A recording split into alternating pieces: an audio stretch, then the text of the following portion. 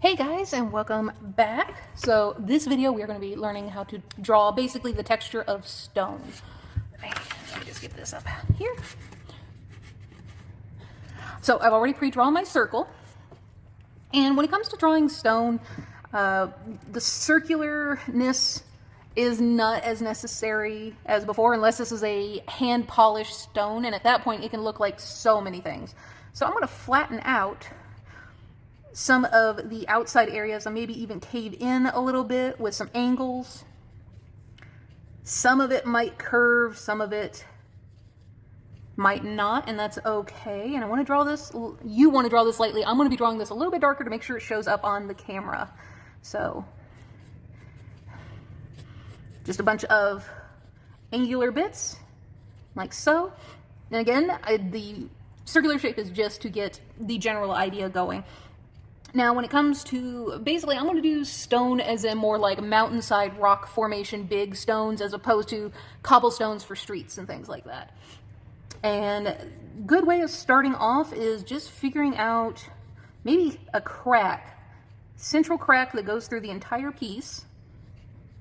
Now, I got a bunch of angles here, but when it comes to the edges, some of the edges, like right in here, I'm actually going to want to give the illusion of it curving when it gets close to the edge, like so. So this is a rounded piece to show that there's some, it's not just flat.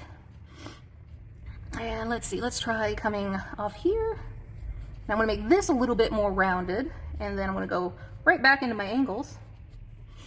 And let's come off here.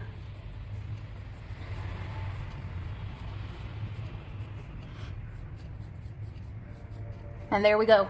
Some nice easy cracks to do, and what we do with these cracks is what's going to define the stone shape in the end, is by giving them depth and volume. So I'm going to round some of these areas out around the edges of my crack, and I'm going to darken the deepest parts of it.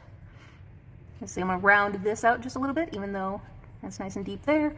And my crack actually went into here, but I rounded it, so there's that. I'm going to round just the tip of here, join these two together.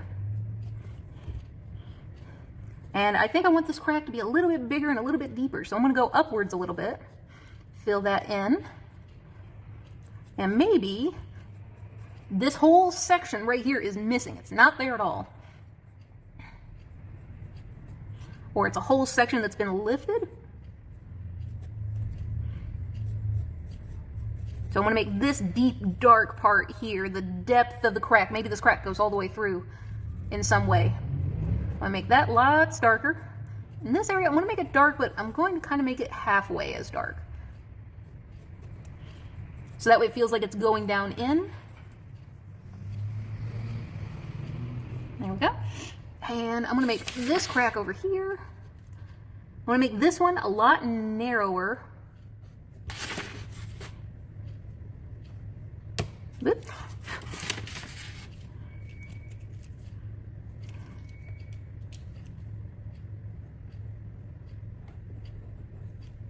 Like so. And now over here, now let's do something a little bit different. I'm going to go upwards. Go this direction here, and I'm going to make just like a little like eye shape, more or less. And I'm going to fill all that in, so that way it's a nice deep crevice again. I'm going to put a little crack going off the side there. And a large part of this is all about creating variety in the kinds of cracks that you're making. You're going to want some thin cracks, you're going to want some offset cracks, you're going to want all kinds.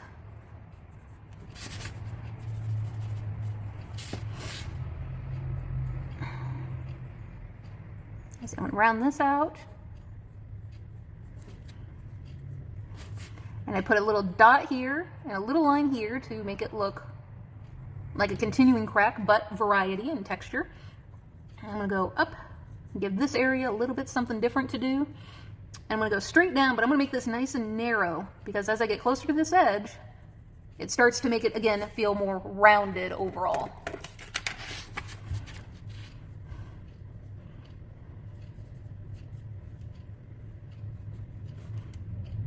And I'm going to come up here I'm going to give a little half mark, half shade, right about there. So again, feeling of depth. And now I'm going to go around and kind of like where I have this pumped out part, and just draw some very light lines to make it feel like facets or faces, to make it feel like it's got form. And this is where things are really going to start feeling more rock-like. When I got two pieces like this is a great area to make a triangular shape, so that way it looks like there's a cut into the stone. Don't want to do that one. Let's do... See, I got a poopy eraser with this mechanical pencil. You always got to be careful with the kind of mechanical pencils you're using. Some have great erasers, some are awful. Okay, so we've got some shape to our stone. Now we can kind of come in with just little marks, little dots. Also, kind of go for a pointillism look. But you don't have to cover the entire thing. Just finding a few areas to accent. That's kind of called implied detail, where I'm taking these dots and I'm just putting them in select areas all over.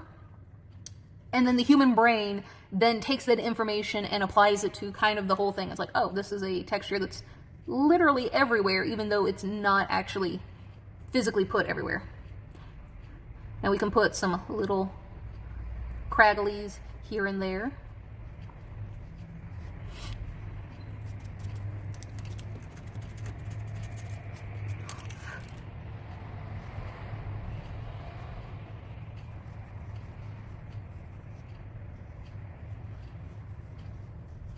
And I'm just putting some soft lines, squigglies.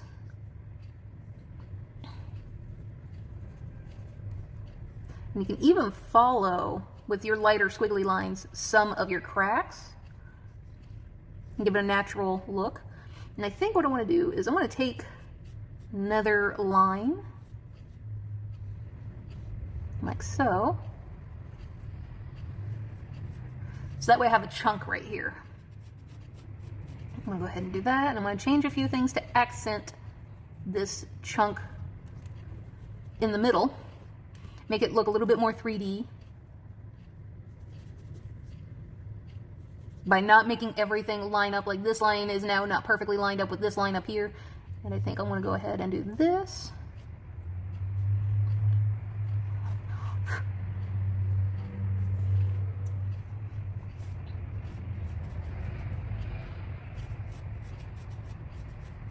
And I'm just going to put a few little marks, and when I'm putting the next set of marks down, so here's where my light source is coming from. This is where I've chosen my light source to come from. When I'm doing the shading for this piece, this is a different kind of shading. I'm putting one line down and I'm putting another line closer, and as I get further and further away, the further and further the distance happens between the lines. It's a lot easier to do on a smaller scale, and it does take some practice. Practice makes perfect.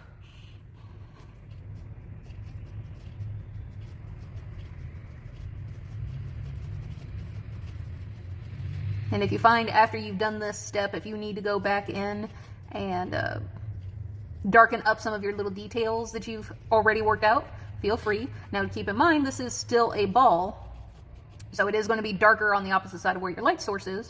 So I'm going to come in here.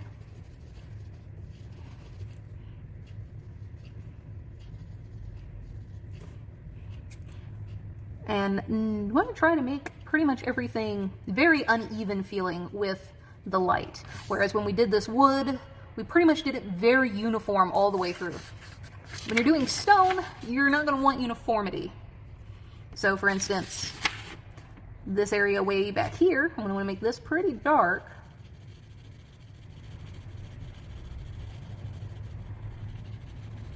But I'm going to decide that I want this little area to be darker considerably than the rest of what's over here on this side.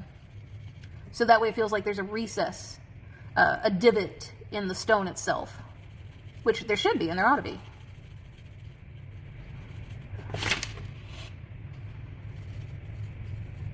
Probably over here, it's going to be a lot lighter. It's going to be darker down here.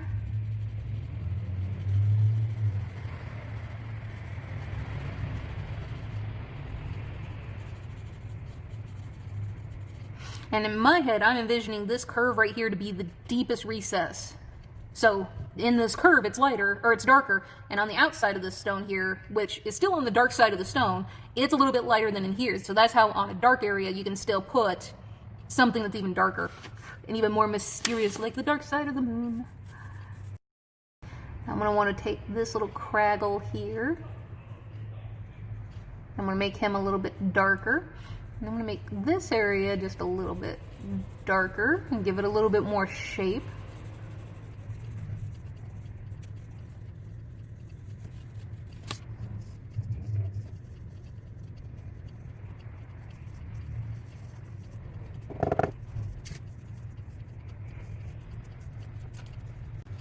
Now when it gets to this part here where pretty much the light is hitting the rock directly, it's nice to have a few areas where the light wouldn't hit, like for instance this little cliff that I ended up making, and it'll create a little bit of shadow